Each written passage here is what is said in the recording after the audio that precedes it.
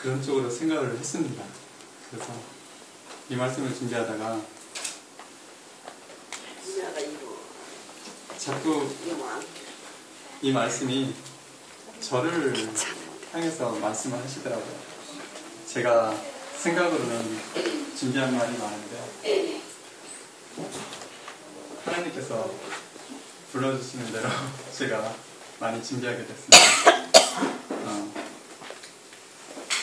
그 구원이 과연 무엇인지에 대해서 제가 곰곰이 생각하면서 많은 걸 제가 뭐랄까요, 하나님께서 저에게 들려주시는 것이 있는데 그게 이제 결론 속에 많이 있을 겁니다. 그 전에 이제 그게 무슨 말인지 결론부터 말하면 너무 어려우니까 차츰차츰 제가 여러분께 성경절을 가지고 오늘 한 시간 같이 은혜 받고자 합니다. 제가 우리 딸 예슬에게 생일 선물을 사주기로 한 것이 있었습니다. 그 예슬이, 예훈이, 예성이 다 나오는데 얘네들이 한국말을 뜨문뜨문 알아들어서 오해할 것 같아서 집에서 한 번 더 설명해 드리겠습니다. 그런데 예슬이는 자꾸만 확인하고 싶어 합니다. 내가 혹시 안 잃어버렸나, 딸 입장에서 확인하는 것은 당연합니다. 저는 속으로 선물 되게 갖고 싶은 것부터 할 것입니다. 근데 어느 날 뚱딴지처럼 저한테 아빠, 내가 뭘 해야 생일 선물을 받을 수 있지? 이런 질문을 받으면 저는 당혹스럽고 갑자기 확 깨는 느낌이 들 것입니다.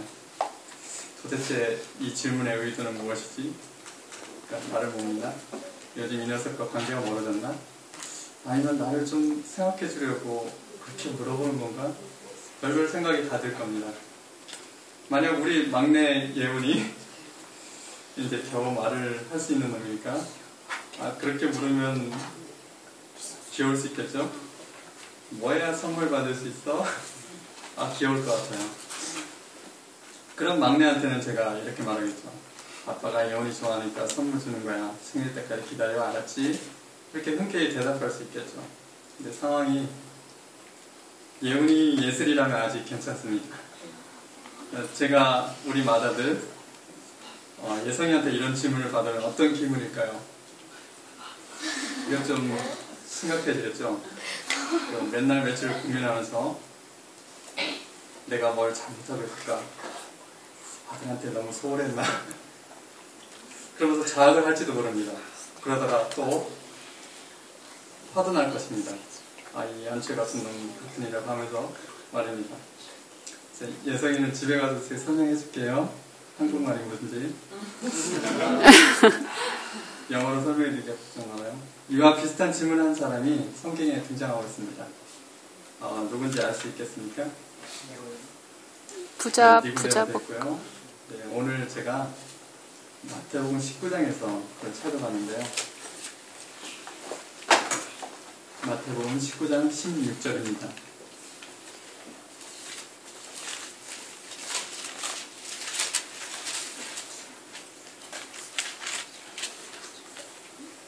먼저 찾으신 분 한번 읽어주시겠습니까? 어떤 사람이 집에 와서 가로되 선생님이여 내가 무슨 선한 일을 하여야 영생을 얻으리까? 자, 여기서 영생이라는 말이 나오는데요. 25절에 보면은 이런 동일한 내용을 가지고 제자들은 구원이라고 말합니다. 그러니까 구원과 영생은 이렇게 동일하게 받아들이고 있다는 걸 좀 알고 있는데요. 예수님이 여기 질문을 받고 어떤 기분이셨을까요? 뭘 해야 구원을 받을까요? 그런 질문인데요. 제가 우리 예훈이, 예슬이, 예성이 이 셋 중에서 각각 이제 제가 반응이 좀 틀리잖아요. 누구에게 받은 질문 같았을까요? 예훈이처럼 아주 귀엽게 여기셨을까요? 예수님? 아니면 예성이 받는 질문처럼 심각하게 여기셨을까요? 구원과 영생은 하나님의 선물입니다. 부모 자식 간의 생일 선물이 어떤 조건을 걸고 주어지는 것이 아닙니다. 에베소서 2장 18절 한번 보겠습니다. 에베소서. 자, 오늘 마태복음 19장에 대해서 계속 볼 건데요. 일단 에베소서 2장 8절입니다. 너희가 그 은혜로 인하여 믿음으로 말미암아 구원을 얻었나 이것이 너희에게 난 것이 아니라 하나님의 선물이다. 네. 은혜로 인하여서 구원을 얻으나니 너희에게서 난 것이 아니요 무엇이라고요? 하나님의 선물이다. 영생 구원이 하나님의 선물인데 지금 마태복음 16장으로 이제 좀 있으면 돌아가는데요. 16장 그 사람은 왜 그런 질문을 했을까요?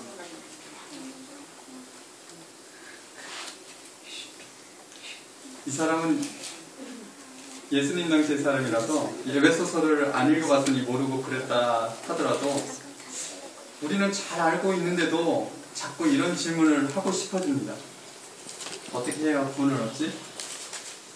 이런 질문을 할 필요가 없을 것도 같은데 에베소서 보니까 그러기엔 또 너무 중요한 문제를 그냥 둘 수는 없고 그래서 어떻게 해야 구원을 얻지 하고 생각을 해봐야 될 것도 같고 자꾸 헷갈립니다. 여러분 좀 안 그러시는 분이 있습니까? 에베소서 글자 계속 펴시고 계신 분 보세요. 영생 구원이 우리에게 나중에 주어진다고 했나요? 8절에요. 뭐라 그랬죠? 얻었나니, 구원을 얻었나니 그랬어요. 그래서 과거형으로 썼습니다. 나중에 준다는 것도 아니고 얻었다 그랬어요. 이미 주어졌다고 했습니다. 선물이 주어졌는데 우리는 어떻게 해야 선물을 받지 하고 고민을 하고 있습니다. 그리고 선물 준 사람한테 어떻게 해야 선물을 받나요? 하고 물어봅니다. 이건 아까 제가 선물 줄 계획이 있어가지고 이렇게 있다가 애들한테 받은 질문에서 반응이 다 달랐고 또 심각하기도 했는데 이게 아니고 이미 준 선물을 두고 아이들이 그렇게 물어보면은 이거는 아예 더 심각하고 더 당혹스러웠을 것입니다. 자, 마태복음 19장으로 돌아가 봅시다. 이 질문을 받은 예수님은 어떠하셨을까 한 것은 생각하시면서 읽어보겠습니다. 누가 목소리 좀 크신 분이 지금 한 10절을 읽을 텐데요. 19장 16절부터 26절까지. 네. 어떤 사람이 주께 와서 가로되 선생님이여 내가 무슨 선한 일을 하여야 영생을 얻으리까? 예수께서 대답하 가라사대 어찌하여 선한 일을 내게 묻느냐? 선한 일은 오직 한 분이십니다. 내가 생명에 들어가려면 계명들을 지키라. 가로되 어느 계명이오니까?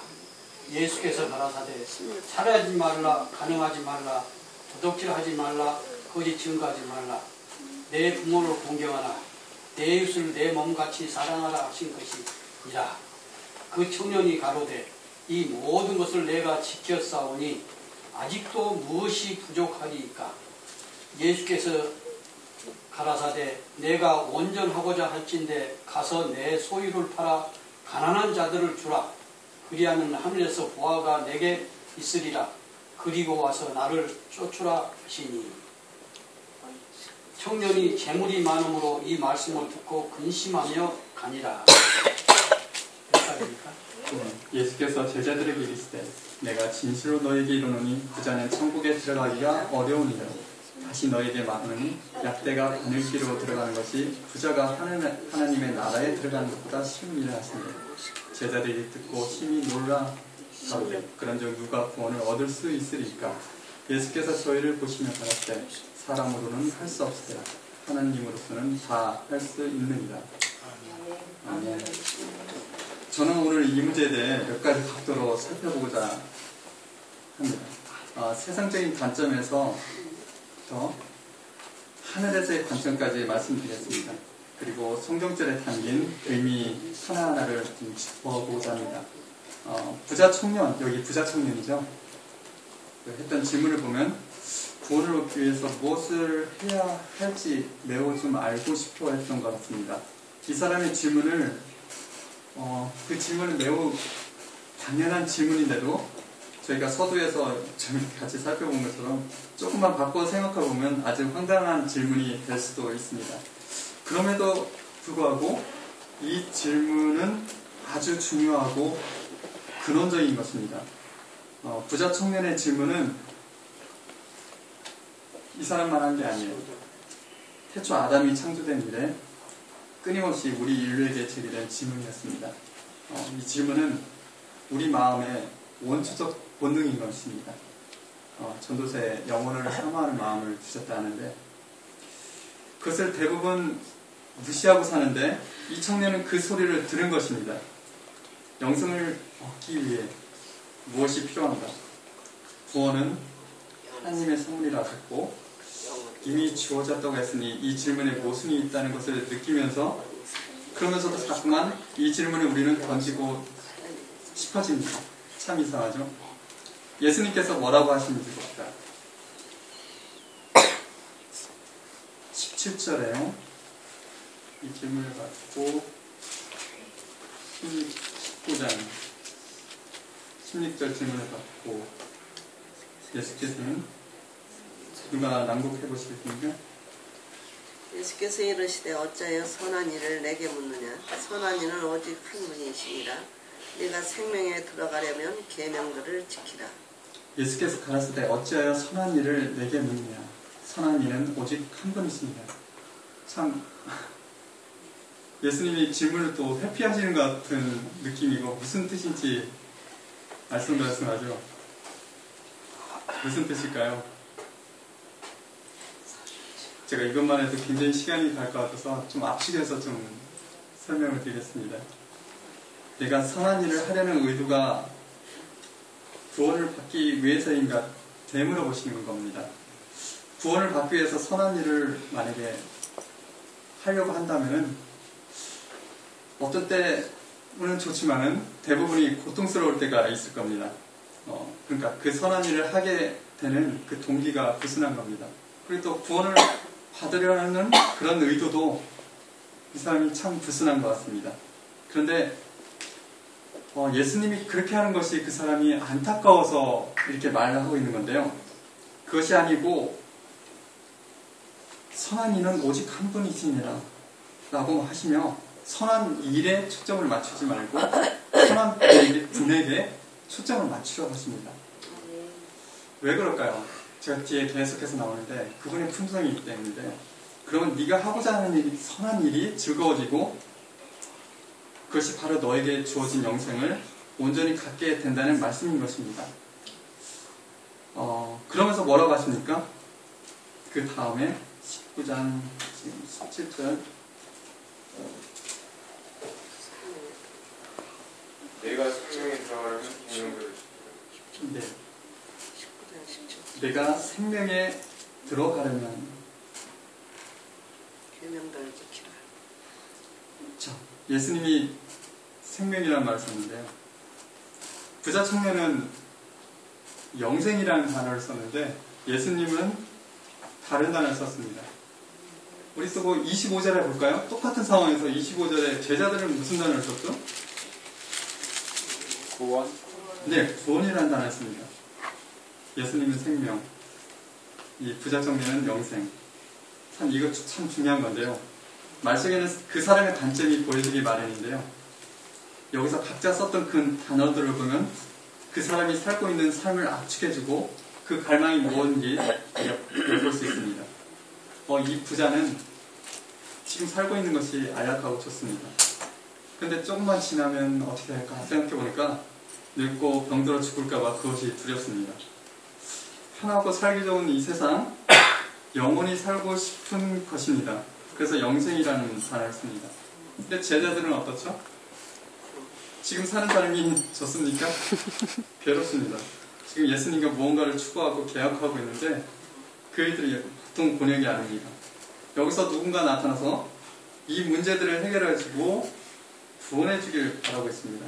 그래서 똑같은 상황에서 25절에는 구원이라는 단어를 제자들이 쓰는데요. 예수님은 똑같은 상황에서 또 뭐라고 하시죠? 생명. 생명이라고 하십니다. 그건 예수님의 마음이 담겨있는 걸 이 성경에서 우리가 봐야 될 것 같습니다. 똑같은 상황에서 예수님들은 이 무리들이 갖고 있는 이해관계, 그리고 이 무리들과 완전히 다른 시각을 갖고 있었습니다. 자신의 이익만을 추구하는 불순한 의도가 있는 사람들과 다르셨습니다. 그분은 이타적이고 사람을 살리는 힘이 있는 말씀을 하고 계셨습니다. 무슨 말일까요? 내가 너희를 살리고 싶다. 그 단어 하나에 너희가 이렇게 하면 살리라 하고 말씀하고 싶으신 것입니다. 그 생명에는 무한한 힘이 있어서 세상의 모든 가치보다 더 의미 있는 진실과 아름다움이 넘쳐나고 있습니다. 아멘. 네가 생명에 들어가려면, 자, 성경 계속 보시기 바랍니다. 17절 후반입니다. 들어가려면, 생명에 들어가려면 네. 계명들을 지키라. 부자 청년이 물은 건 뭐였죠? 어떻게 하면 얻겠냐, 이렇게 내가 영생을 얻겠냐 물었는데, 예수님은 그럼 네가 얻으려면 어떻게 해라 이렇게 해야 되는데, 예수님은 그렇게 말 안 했어요. 들어가라는 표현을 했거든요. 제대로 된 대답입니까? 원래는 제대로 된 대답은 아니겠죠. 질문에 대한 제대로 된 답변은 아니지만 질문의 의도와 동기가 잘못되었기에 예수님은 바꿔서 대답하시는 것입니다.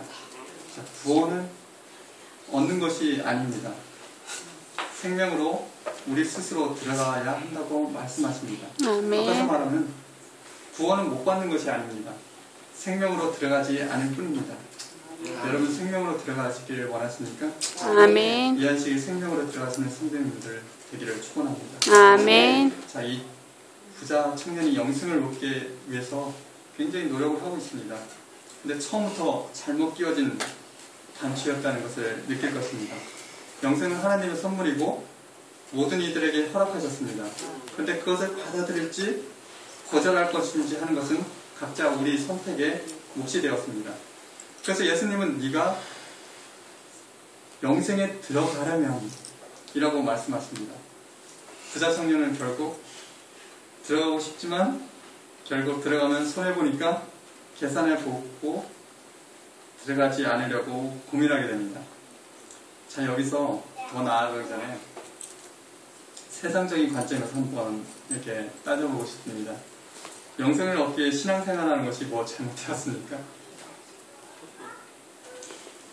이건 잘잘못의 문제가 아니고요. 단지 예수님이 바라시는 신앙이 아니라는 겁니다. 간단한 예로 제사와 제밥이 있습니다. 요즘 잘 사니까 큰 관심이 제밥에 없는데 옛날에는 대단했었죠.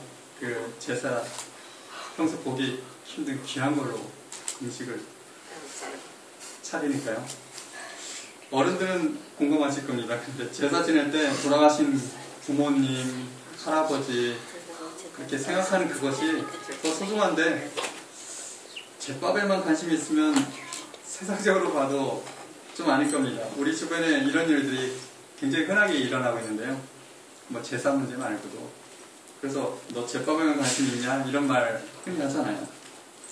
영생을 얻기 위해 노력하는 것이 나쁜가요? 하나님께서 그것을 싫어하실까요?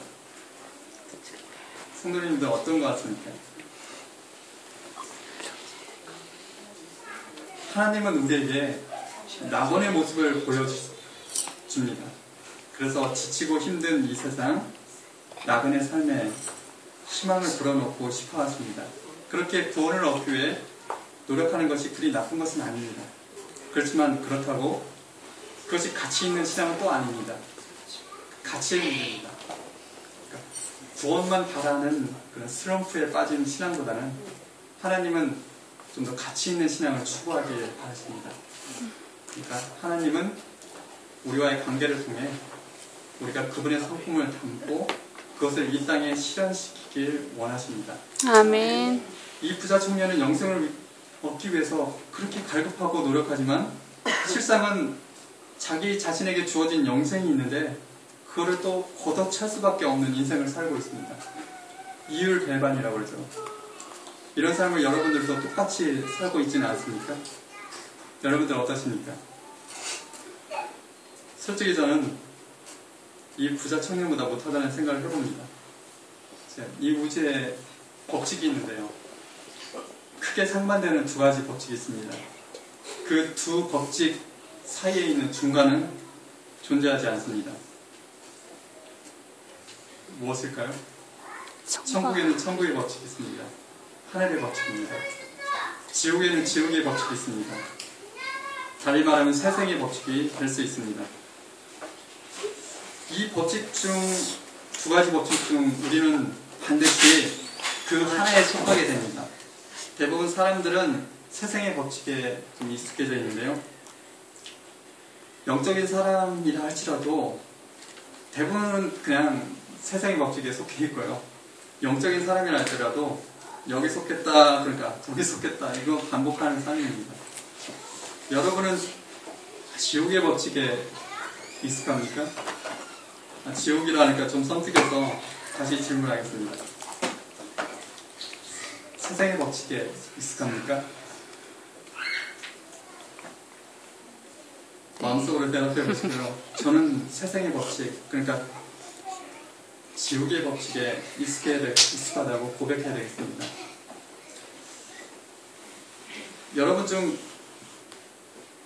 어떤 분은 또 과감히 한번 나는 천국의 법칙에 익숙하다고 하실 분이 있습니까?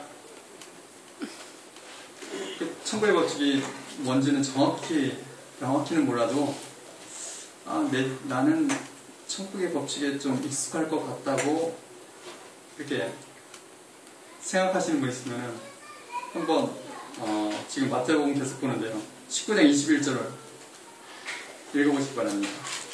19장 21절 내가 천국의 법칙에 익숙할 것 같다. 그러시는 분 21절입니다. 그냥 속으로 한번 읽어보세요.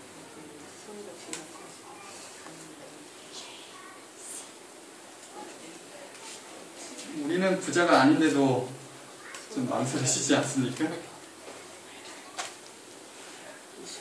자신 있습니까? 제가 이 얘기 계속 진행되기 전에 이 천국과 지옥의 법칙 너무 쉽게 설명을 드리겠습니다. 천국과 지옥의 차이를 알 수 있는 이야기였는데요. 너무 잘 아는 얘기입니다. 천국에는 먹여주고 지옥은 지 혼자 먹으려다 남녀편 되는 얘기 아닙니까? 근데 이제 얘기가 와전돼가지고 긴 숟가락이 나오는데 이게 사실은 팔이 이게 안 구부러진 거거든요. 그러니까 이제 천국하고 지옥으로 가는 그 입구에 이제 사람들이 이제 잠시 머물다가 이제 천국으로 가고 또 지옥으로 가고 하는 곳이 있답니다. 근데 천사들이 거기서 이제 이 사람들을 골탕 좀 먹이고 짓궂어가지고 장난 좀 치려고 사람들 팔을 이렇게 구부릴 수 없게 딱 이렇게 펴놓게 만든답니다. 천사들이. 그러면은 천국과 지옥하고 차이가 그때 확연히 나tab니다. 이게 한번 별 생각 안 해봤지만은 이거 안 구부러지는 건 심각하더라고요. 옷을 못 입고 이거 먹는 건 당연히 안 되고 이거 얼굴 씻는 것도 안 되고 심각하더라고요. 근데 어떤 차이가 나는가 봤더니 천국은 아주 행복하고 우애가 더 좋아지는 반면에 지옥은 아주 고통스러워한다는 겁니다. 상상해보세요. 하니까 먹여줘야죠. 씻겨줘야죠. 입혀줘야죠. 그러니까 사이가 더 좋아지겠죠. 근데 지옥은 정말 산거지처럼 그렇게 살고 있답니다. 입으로 먹어야죠. 씻지도 못하죠. 옷도 못 갈아입죠. 이거 아직 거짓골로 살고 있답니다. 이게 의미심장한 얘기입니다. 우리 예수님께서 하시는 말씀이 이런 데서 다 있는데요. 여러분은 천국과 지옥 여기 이 두 곳에서 어느 곳에 살게 될 것 같나요? 여러분이 그곳에 있다면 어떤 모습으로 변할까요? 당연히 좀 천국이라 생각하겠죠? 많은 분들이 나는 천국 좀 중간은 없습니다. 난 천국 좀 될 것 같은데. 근데 여러분 이런 생각 안 해봤습니까? 여러분은 다른 사람 이렇게 먹여주고 입혀주고 씻겨주고 다 했는데 아무도 여러분한테 안 해준다면은 어떻게 하겠습니까? 좀 심각해졌나요? 예, 천국, 그러니까 즉 하늘의 법칙이 있습니다. 그러니까 지옥도, 즉 세상의 법칙, 땅의 법칙이 있습니다. 마태복음 19장 18절, 19절 계속 읽어보겠습니다. 누가 읽어보시겠습니까? 가로되 어느 계명이 오니까 예수께서 가라사대 살인하지 말라, 가늠하지 말라, 도둑질하지 말라, 거짓 증거하지 말라, 내 부모를 존경하라, 내 이웃을 내 몸과 같이 사랑하라 하신 것입니다. 네, 이 계명들은 세상의 윤리를 받드는 것인데요. 좀 오해의 소지가 있지만은 여기서 은혜를 받기 위해서 제가 그랬으니까 오해가 없이 들어주시기 바랍니다. 하나님께서 이렇게 생명에 들어가려면 이 계명들을 행하라고 시내산에서 반포한 것이 아니라는 겁니다. 그러니까 이스라엘 민족들, 우리 인간이 서로 싸우고 죽이고 비호하니까 만드신 도덕적, 윤리적 측면에서 주신 세상의 법의 일부입니다. 세속적인 사람들도 이 정도는 하는 사람들이 좀 상당합니다. 이 계명이라도 하늘의 법칙을 적용해서 지키면 세상의 윤리라 할지라도 하늘의 법칙의 일부가 될 수가 있겠죠. 어쨌든 이걸 다 이 사람들은 한다고 했으니까 20절에 보십시오. 다 지키고 있는데 그 청년이 가로되 이 모든 것을 내가 지켰사오니 아직도 무엇이 부족하니까? 또 뭐 있을까요? 그러니까 예수님이 드디어 생명의 법, 하늘의 법칙에 필요한 비밀 한 가지를 이 부자 청년에게 아주 필요한 걸로, 그것도 전복을 찔러서 말씀하십니다. 하늘의 법칙이 무엇입니까? 내가 먹여주고 입혀주고 씻겨주면은 너도 할 거냐고 계산해보는 것이 이 세상의 법칙입니다. 하늘의 법칙은 계산 없이 그냥 하는 것입니다. 21절 다 함께 읽어봅시다. 예수께서 가라사대 네가 운전하고 다니는데 가서 네 소유를 팔아 가난한 자들을 주라.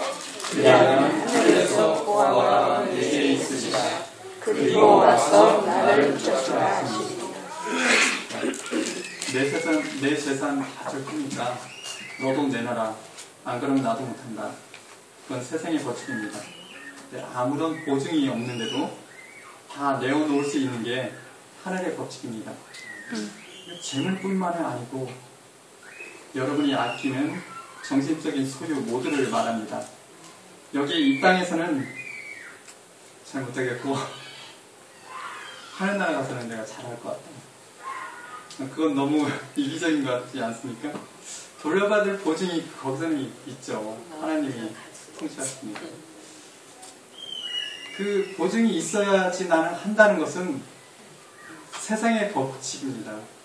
그래서 21절에서 예수님은 단지 재물만을 이야기하지 않으시고 있습니다. 이 부자 청년에게는 그 재물이 그 사람 인생의 뭐랄까요? 영적 가시였기 때문에 재물을 언급하신 것입니다. 여러분들은 손해보는 느낌이 드는데도 상대를 위해 기꺼이 희생하신 경험이 있으십니까? 그렇다면 그런 경험이 하늘의 법칙을 이해하는 한 걸음이었을 것입니다. 계시록 14장 굉장히 잘 아는데요. 어린 양의 노래 아십니까? 계시록 14장 3절에 나오죠. 참 그 눈에 눈물을 씻기시고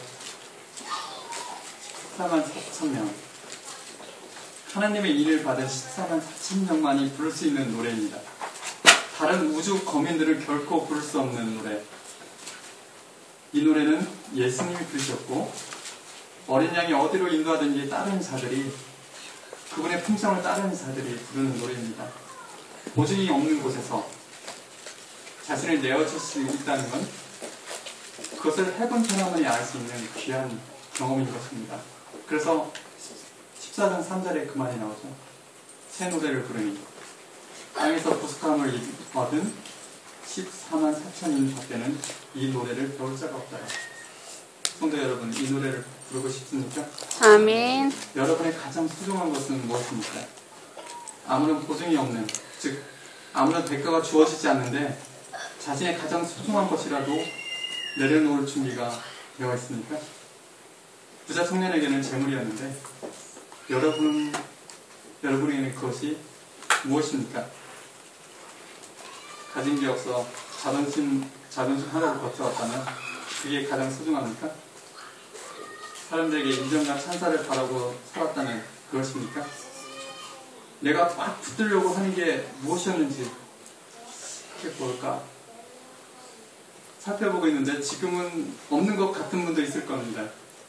그런데 누군가 여러분을, 그러니까 여러분이 중요하다고 생각하는 그것을 건드리거나 침해하거나 그럴 때 분노하거나 좌절한다면 바로 그것이 여러분들에게 소중한 것입니다. 마태복음 19장 21절에 그 말씀, 그것을 내려놓으라고 예수님께서 명하시면 여러분은 따르겠습니까?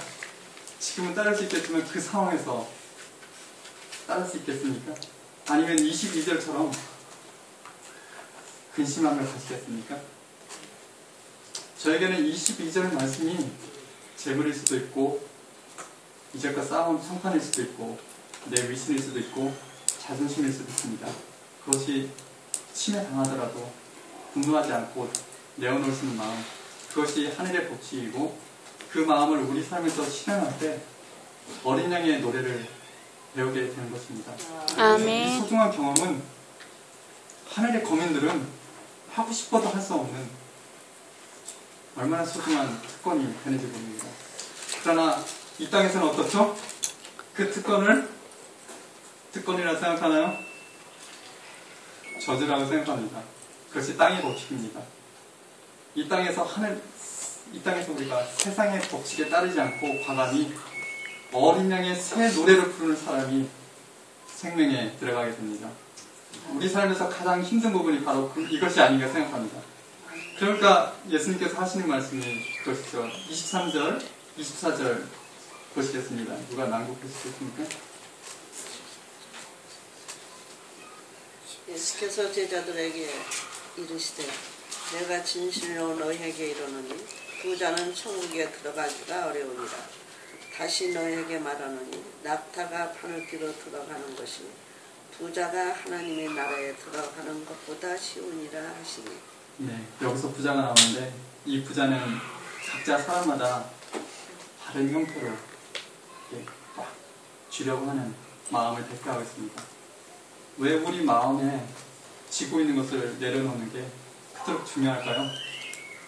그렇게 못하면 낙타가 바늘길 통과하는 것보다 하늘나라에 가기가 힘들다는데 정말 그렇게 중요한 일일까요? 예수님 굉장히 중요하게 말씀하시는 것 같죠? 왜 이렇게까지 말씀하셨을까요? 이것이 이 부자 청년에게만 해당되는 이야기는 정말 아닙니다.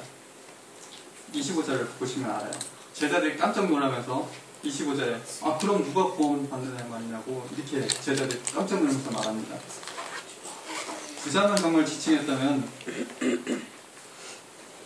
부자가 아니었던 제자들이 들을 이유도 없고 극소수인 사람들인데 당연히 그 사람 못 받겠네 이렇게 할 텐데 제자들이 깜짝 놀라요. 이 이야기는 모든 사람에게 통용되는 생명과 영생과 구원에 관련된 아주 지극히 작은 예의 하나였던 것입니다. 왜 이것이 그토록 중요한지 영적인 관점에서 제가 정리하고 오늘 마치고자 합니다. 제가 이 문제를 가지고 지금 많은 기도를 했는데 제 마음에 많은 것을 하나님께서 하시라고 저에게 용기를 주셨습니다. 우리 신앙인들이 가장 중요한 관심사가 있습니다. 어떻게 영생을 얻을 수 있는지 알기 원합니다. 그리고 정말 영생을 얻고 싶어 합니다. 영생은 인간에 있어서 매우 중요한데 왜 그렇죠? 하나님의 능력의 일부를 우리가 소유하고 싶어 하는 겁니다. 하나님의 능력을 우리가 소유하기 위해서는 또 그만한 인격이 또 뒷받침되어야 됩니다. 하나님의 능력과 그런 인격을 분리가 될 수가 없어요, 사실은. 그러니까 하나님이 다스리는 곳에서는, 그러니까 하나님의 나라에서, 그러니까 예수님 그랬죠. 하나님의 나라라고 표현하잖아요. 천국이 아니고 하나님의 나라에 들어갈 수 없다, 이렇게 말하면. 거기서는 이게 분리돼서 이게 나타날 수가 없습니다. 그러니까 이런 법칙이 적용되는데요. 근데 이 땅에는 왜 힘하고 그런 능력, 그런 게 인격하고 따로따로 존재할 수 있을까요? 보면은 힘과 인격이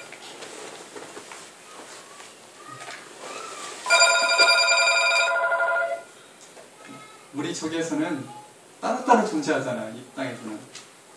그거는 이 땅이 아직 사단이 다스리고 있는 곳이기 때문입니다.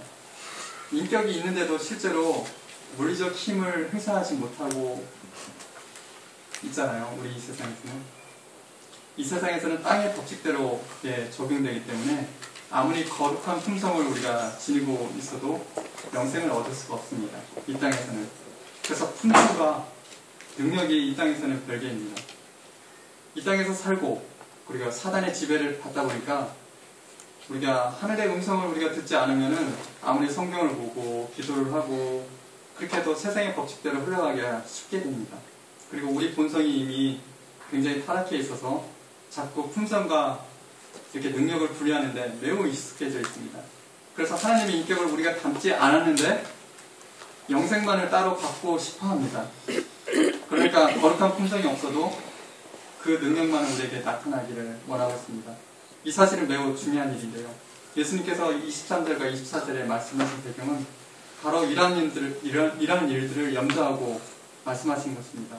그러니까 이것은 사단과